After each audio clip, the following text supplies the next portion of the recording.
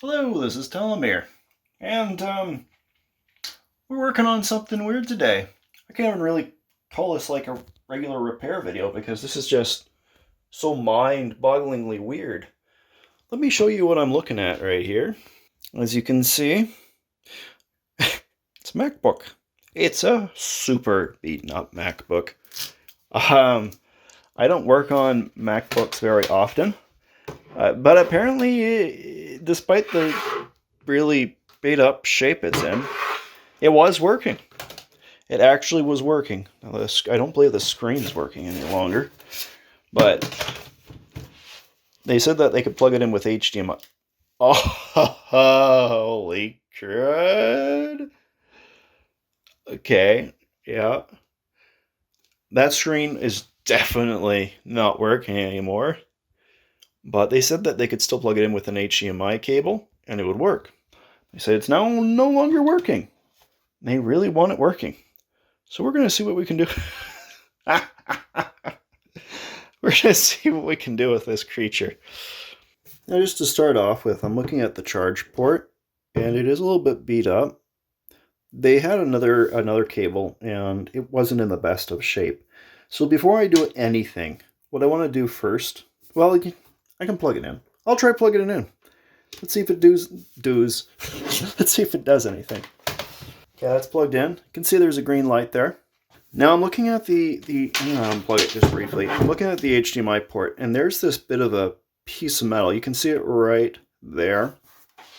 And it's up a little bit. A bit more than I'm comfortable with. So what I'm going to do is I'm going to push it back with something.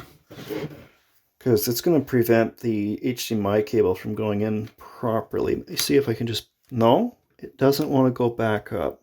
It's going to be a bit rough getting that cable back in there, I think. If I take the motherboard out, I might be able to fix it. Let's see if I can plug it in right now for now. Let's start on an angle. It went in. Okay. Gonna go over to my screen and change the input. Let's just change it over to HDMI. Now, the laptop's not on yet. Let's press the power button to see what happens. It's a very normal sound. It's connecting to something. It is on. Now, the reason why I know it's on is you see that caps lock? Yeah, you can see that green right there. So it should be getting something. Try unplugging the HDMI cable and putting it back in. It's possible that what's happening is that little metal plate is pushing into the pins themselves, and that is what the actual problem is. So let's take a look at that. I'm going to take the laptop apart because that's the only way I'm going to be able to do this. It still has a little battery in it. Look at that. I don't think I've got any way to turn it off right now. One screw holding it in? Yep, one whole screw. Apparently, to get into laptops, you need to use a P5, kind of like a star shape. I've gone into one of these before, but it's been pretty far and in between. The fans are okay. It doesn't look like there's much clogging up those. I think his issue is that the HDMI port has that little chunk of plate in the way. They're probably going across all the pins, and it's preventing the HDMI port from functioning properly. How do we get this out? I've taken out a motherboard out of a MacBook before. It's not the most arduous process in all the world, but it's still a little bit of a pain. It looks like they're using all the same screws. I'm going to start off by taking out the M.2.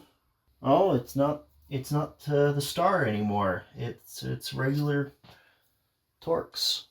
I don't think I need to worry about this. I'm just going to disconnect the Wi-Fi antennas only. And the heatsink is going to need to be removed as well, I do believe. That isn't even clamped down anymore. It's ripped from the board. Oh, that's bad. Fans aren't too bad at all.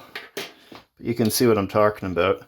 It's actually been removed in 2 spots. Those 2 right there are completely disconnected from the board. That's pretty crazy. And there's no fixing it. There's no way to fix that. Oh my, look at that. Yeah, it's overheating all right. That fan was completely and totally clogged. The other problem is that since these back ones were no longer stuck down, then it would mean that it wouldn't be causing proper heating to be, well, spread in through whatever, you know what I mean, I think. Heat distribution would have been improper. I'm going to reapply the thermal paste, but there's, yeah, it's kind of tacky, just barely. Wait a minute, do I even need to take this other stuff out? This is a daughter board over here. Really all I need to take out, I mean, I needed to take out the heatsink. That's a given. I think all I need to take out, though, is that one board. Just this. So this right here needs to be popped up. This is probably related to the screen. And also just connecting this board to here. And I need to take this off somehow. I think I'm going to have to take that fan out. Oh my. It's another, guys. Why am I using an Xbox clamp? It works. That's why I'm using it. It's another one that's been torn off. May as well just screw it back into its broken anchor point. Can I take this out now? Yes. Now what I would love to do is just replace the port, but you can see what happened here. It's just been pushed right down. So I think the easiest way of fixing this bit is just to take it and I'm going to break it off. Just going to wiggle it back and forth till it snaps that chunk of metal off. I'm not replacing this port. I'm not being paid anything to fix this. It's not exactly a friend, but it's a really good customer of mine that doesn't ever pay me any money, but does give me trades of very, very, very busted phones that still work, shockingly. So, I mean, I'll make it functional for them. I mean, the laptop is in such bad shape that it's very much a what you see is what you get situation. What you're looking to do is just get this functional. And that would be good enough. I believe this is good enough in its current form still to work. So I believe that's exactly why it wasn't working properly. I can plug this back in now. Let's try doing it with the board out, just a slight bit easier, more maneuverable. And you just snap this little bar down. That holds it in place. Then I can slip this in, like that. There we go. Very nice. That's done and dusted. And put the fan back in. I feel like I'm forgetting something. I don't think I'm forgetting anything. All right, let's clean this up. I'm gonna start off with this. See how much I can just pull off in general. It's kind of dry, not extremely, but kind of.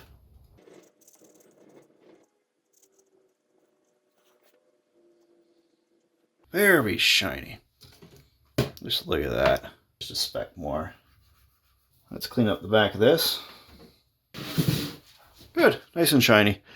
Now, it's going to be super tough because these are obviously very broken.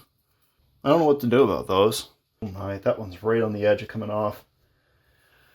I do have some super glue. Yeah. It's not like super glue is going to do that much for this though. Well, I'm going to try that. I'm going to put some super glue down for each one of those for the other two.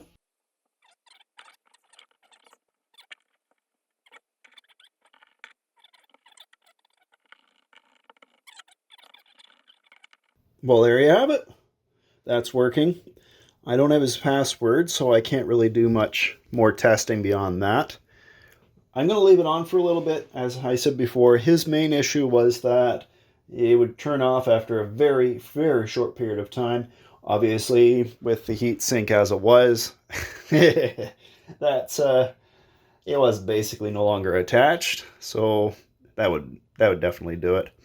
Definitely an odd repair. Definitely an odd repair. I mean, that is just completely ridiculous. I mean, this poor MacBook.